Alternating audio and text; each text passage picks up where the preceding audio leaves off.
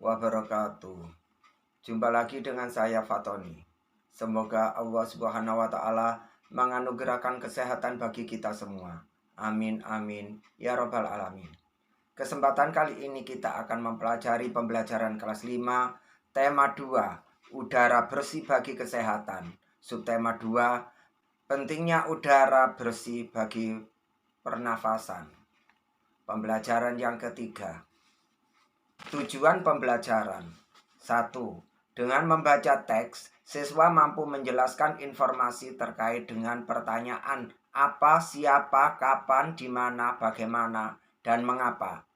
2. Dengan menuliskan jawaban dari pertanyaan, siswa mampu mempresentasikan informasi dari teks bacaan terkait dengan pertanyaan apa, di mana, kapan, siapa, bagaimana, dan mengapa. 3. Dengan berdiskusi, siswa dapat berpartisipasi dalam menjaga kebersihan lingkungan masyarakat sesuai hasil musyawarah sebagai perwujudan tanggung jawab warga masyarakat. Perhatikan gambar ilustrasi berikut. Ya, ini adalah gambar ilustrasi tentang suatu kerja bakti. Ya, saya bacakan. Pada suatu minggu, warga di daerah tempat tinggal Edo mengadakan kerja bakti. Mereka membersihkan sampah-sampah yang menumpuk. Selama ini bau busuk dari tumpukan sampah telah mencemari udara di lingkungan tempat tinggal itu. Warga harus menutup hidung saat melewati tumpukan sampah yang membusuk itu. Sebelum melakukan kerja bakti, seminggu sebelumnya warga bermusyawarah untuk mencari pemecahan dari masalah sampah. Selain menggunung dan berbau busuk, kadang-kadang tempat sampah itu terlihat berantakan karena ada beberapa orang yang berusaha mencari botol-botol bekas untuk didaur ulang. Akibatnya, pemandangan dan udara di lingkungan sekitar tempat sampah jadi kotor dan bau. Setelah bermusyawarah, warga mendapat sebuah penyelesaian. Warga akan menyiapkan 2 macam tempat sampah. Satu tempat sampah untuk menampung sampah-sampah yang dapat didaur ulang seperti kertas dan botol-botol bekas.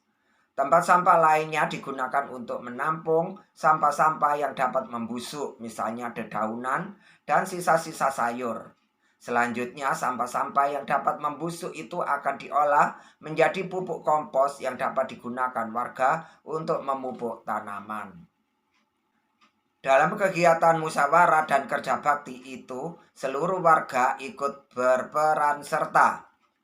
Keikutsertaan warga dalam musyawarah dan kerja bakti merupakan salah satu bentuk tanggung jawab warga dalam menjaga kebersihan lingkungan. Ayo menulis. Di sini terdapat pertanyaan-pertanyaan yang berdasarkan dari bacaan kerja bakti. Pertanyaan pertama, kapan kerja bakti dilakukan? Jawabnya, pada saat waktu luang seperti hari Sabtu atau Minggu. Pertanyaan kedua, di mana kerja bakti dilakukan? Biasa dilakukan di seluruh Indonesia seperti pedesaan ataupun perkampungan. Pertanyaan ketiga, mengapa kerja bakti dilakukan? Jawabnya, alat mempererat tali silaturahmi gotong royong. 4. Siapa yang mengikuti kerja bakti? Yaitu masyarakat sekitar. Pertanyaan yang kelima, apa yang dilakukan warga seminggu sebelum melakukan kerja bakti? Jawabnya, biasanya mereka melakukan kerja bakti bersama dengan cara bergotong royong dan bekerja sama. 6. Bagaimana hasil musyawarah terkait penyelesaian dari masalah yang dihadapi warga? Jawabnya, kita harus menerimanya dan menyelesaikan masalah secepatnya. 7. Mengapa warga menyediakan 2 macam tempat sampah?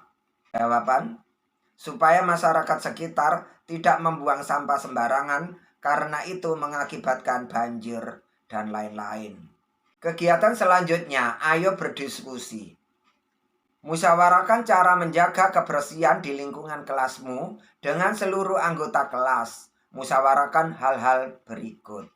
Ya, ini dapat kalian musyawarahkan Misalnya ada beberapa kegiatan. Satu, kegiatan-kegiatan yang harus dilakukan dalam menjaga kebersihan kelas. Dua, peralatan kebersihan yang diperlukan. Tiga, pengadaan peralatan kebersihan yang diperlukan. Empat, cara mengaktifkan regu piket. Dari keempat itu, tuliskan hasil musyawarah sebagai kesepakatan siswa dalam satu kelas. Selanjutnya, jalankan kesepakatan itu bersama-sama. Ya, ini adalah hasil musyawarah. 1. Cara menjaga kebersihan kelas. Antara lain, buanglah sampah pada tempatnya dimanapun kalian berada. Yang kedua, jika telah selesai belajar, bersihkan papan tulis setelah bel pergantian jam pelajaran. Yang ketiga, sapukan kelas kalian jauh sebelum kalian memulai pelajaran, ketika istirahat atau pulang sekolah. Yang keempat, untuk memperindah kelas, berilah sedikit hiasan di dinding-dinding. Tapi bukan coretan seperti memakai pensil, pulpen, atau yang lain. Tapi menggunakan gambar-gambar yang dapat membuat kelas menjadi indah. Misalnya slogan-slogan dan lain-lain. Hal ini digunakan agar tidak terlalu jenuh ketika melihat kelas.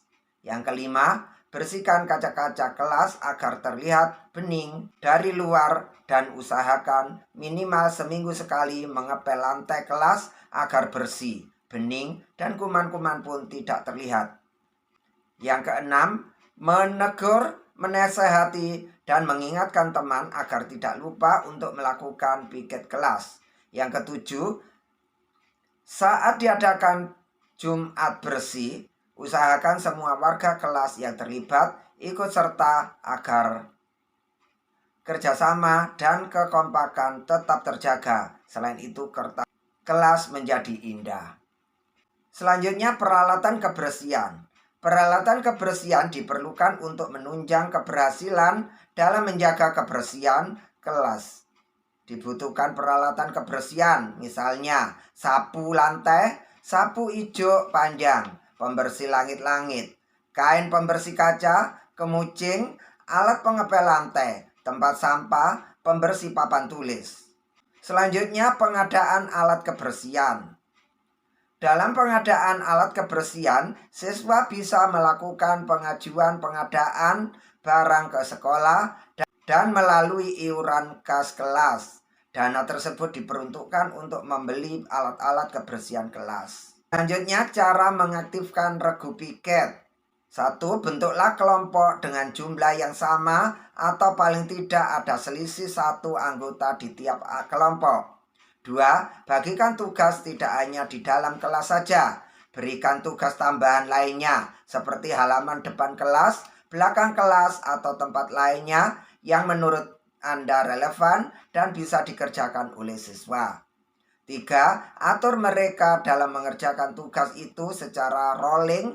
Contohnya, kelompok 1 hari ini mendapat tugas di kelas, sedangkan kelompok 2 di depan kelas, dan kelompok 3 di belakang kelas. Esok harinya tugas tersebut di rolling. Kemarin seperti 1 yang di kelas, hari ini akan mendapat di depan kelas, sedangkan kelompok 2 di belakang kelas, kemudian kelompok 3 di dalam kelas. Demikian pembelajaran kali ini. Semoga bermanfaat. Sekian, terima kasih. Wassalamualaikum warahmatullahi wabarakatuh.